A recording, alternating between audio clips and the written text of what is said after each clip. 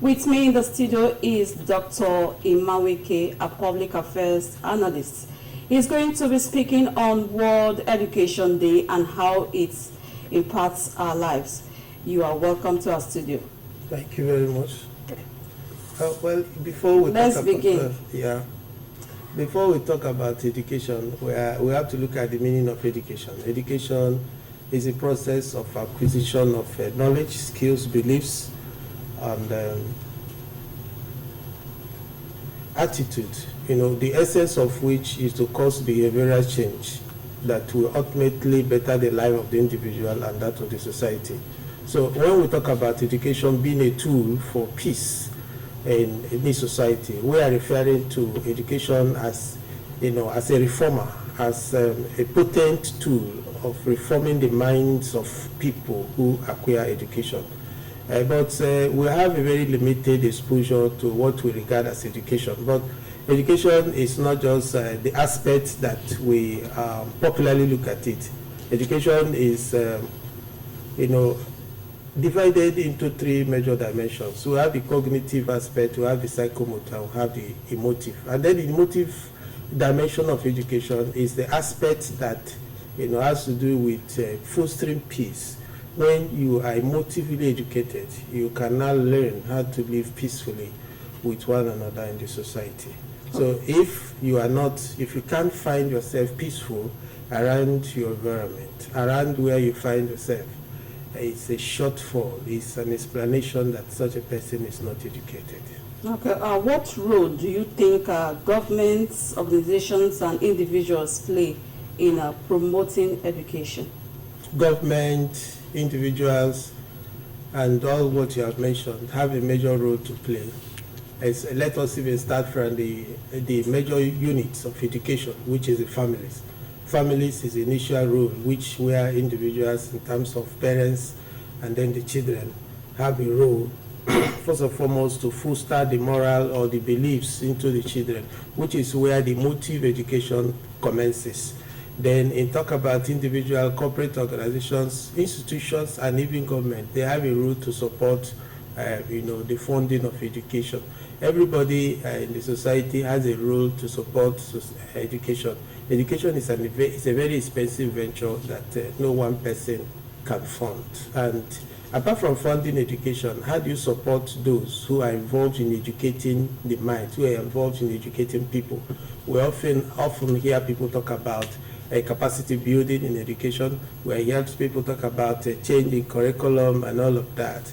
I think it's as a result of people not understanding the full meaning of education and how it applies, especially in the Nigerian context. When we talk about education, the standard of education in Nigeria is very high. Our curriculum is very rich. So we talk about the implementation process is what we lack. And when you concentrate, I understand teaching in the formal education aspect. When we talk about teaching, we understand that the central focus of teaching is the student. But then before you even talk about the student, you have to talk about building the capacity of those who will teach the students. And oftentimes we talk about equipping the laboratories, we talk about giving students, people talk about free education. And it is only student-centered in most of the cases we hear. But the harbinger, the one who implements the curriculum, the one who implements the standards, are hardly talked about. So you cannot give what you do not have. Talking about the building of capacities of the harbingers of education. Okay, so how do you think education can drive change in our society? Education itself is change. When you acquire education, the turn effect is going to be behavioral change. You learn to foster culture, a culture of peace, a culture of learning how to live with one another, and that is what education is.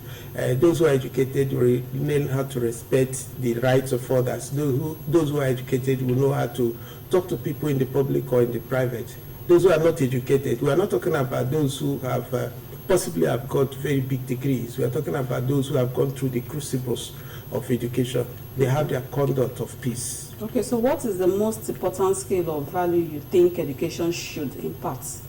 It can hardly say a most important aspect of what education can impart. It's relationship. your ability to transit the culture you have learned, in your conduct, and to foster it and to bring it forth to other generations. That is what education can do. And then you talk about the other aspect of education, which you might talk about the psychomotor, where people talk about skill acquisitions. When you acquire skills, you can now use it into commerce. You now translate it into economic papers. So all of this is, in fact, everything about life is education. Okay, so why is there so much conflict in Nigeria despite the level of education? Nigeria education doesn't have a direction. So when you are talking about Nigerian philosophy of education, you're talking about having a egalitarian society, a society where everybody is given equal chance to be educated, and then educated to what end? So because it is left as a social conduct, it's left open, you see that we can hardly find a direction. Some Western world have a direction. They have discovery. You can hear about Mongo Park discovering, and then they hyped it. They sent it to the media. Everybody knew.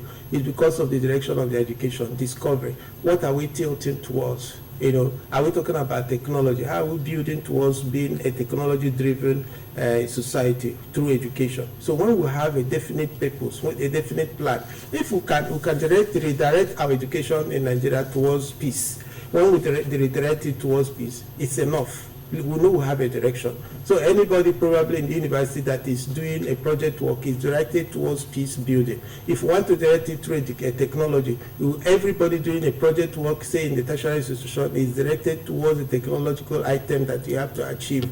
That philosophy has to be in the mind of everybody that wants to acquire education. So many persons who are not allowing us have peace are not well educated, especially the emotive perspective. All right.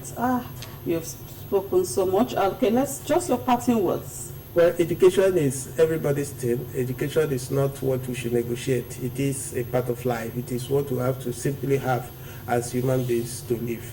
Thank you. Thank you so much. We've been speaking with Dr. Nweke, a public affairs analyst. Thank you so much for sharing your thoughts with us. Thank you very much. You're welcome.